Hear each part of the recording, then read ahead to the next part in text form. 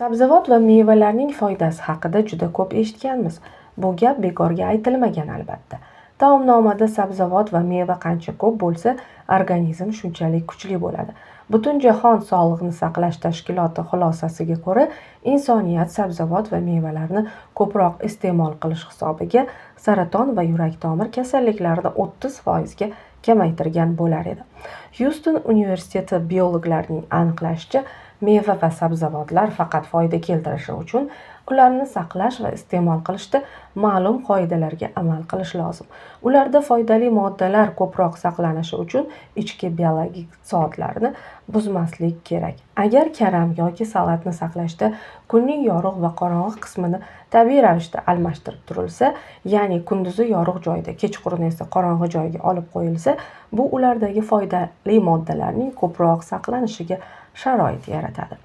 Kartoshka, sabzi, lavlagi, piyoz va karamni uzoq vaqt saqlaganda taxta yashikka joylab, qorong'i va salqin joyga qo'ygan ma'qul.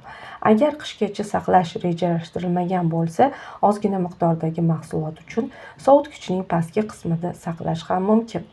Biroq sabzavotlarni nafas olishga bermaydigan va zararli mikroorganizmlar, zamburug'lar va chirituvchi bakteriyalarning rivojlanishi uchun qulay sharoit tug'diruvchi plastik xaltalarda bir necha kundan ortiq saqlamagan ma'qul. Ularni alohida kanob qopchalarga solgan yaxshi. Darvoqe, buning uchun ip gazlamadan tikilgan eski yostiq jildlar juda mos keladi. Ko'k piyoz yaxshi saqlanmaydi, ammo ildizi saqlangan bo'lsa, umrini yana 2 haftaga uzaytirish mumkin.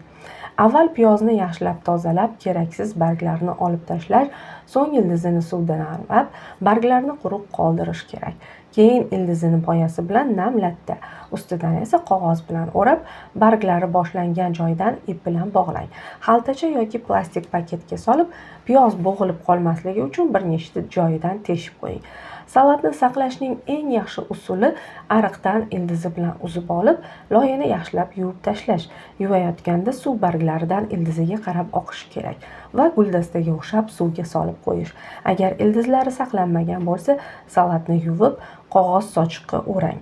Suvini silqiting, so'ng xaltacha yoki plastik konteynerga solib qo'ying. Salat bu holatda sovutgichda bir necha kun saqlanishi mumkin. Pomidorlarni sovutgichda saqlash tavsiya etilmaydi. Sovuq ta'sirida bu nozik sabzavotning ichki devorlaridagi membranalar buzilib, yumshab qolishiga va tabiiy ta'mi yo'qolishiga olib keladi. Pomidorni qorong'i va quruq joyda, xona haroratida saqlagan ma'qul. Eng yaxshisi salgina ko'kimtir pomidorlarni sotib olish. Shunda ishlatilgunga qadar asta-sekin yetilib turadi. Joylaganda bandini tepaga qaratib tering, chunki uning atrofidagi et juda nozik bo'lib, ezilib qolishi mumkin. Nima bo'lganda ham qattiq pomidorlarning 5-6 kundan ko'pga chidashi qiyin. Buni qarangki, bodring ham sovutgichni xush ko'rmaydi. +10 darajadan past haroratda bu mahsulot shamollab qoladi, shilimshiq va qora nuqtalar bilan qoplanadi. Bu chirayotganidan darak beradi. Bodringni saqlash uchun eng mos harorat +15 daraja. Shuning uchun bodringni sovutgichda 3 kundan ortiq saqlaganda ham eng issiq joyiga qo'ygan ma'qul. Shuni ham e'tiborga olingki, bodring etilen yetilish jarayonini harakatga keltiradigan gazga nisbatan juda ta'sirchan. Bu gazni qovun, pomidor, olma chiqaradi. Shuning uchun bodringni, ko'katlarni ham ulardan uzoqroq saqlagan yaxshi. Chuchuk, qalampir ham sovuqdan qo'rqadi. Gulkaram, brokoli, rediska, sildiri, makkajo'xorini eng sovuq bo'lmasada harorat 0 dan past bo'lgan joyda saqlash kerak. Sabzavotlarni havo kirib turadigan teshiklar hosil qilib, alohida plastik xaltalarda saqlash kerak. Mevalarga kelsak, ularning ko'pini sovutgichda saqlash mumkin, ammo bu faqatgina yetilgan mevalarga tegishli.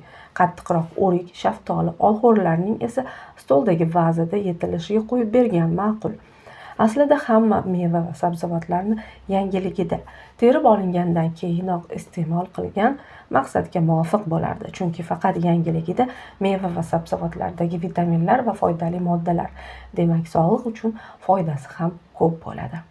Azizlar, agar sizlarga roliklarimiz manzur kelayotgan bo'lsa, kanalga albatta obuna bo'lib qo'ying. Izohlarda o'z fikr mulohazalaringizni yozib qoldiring.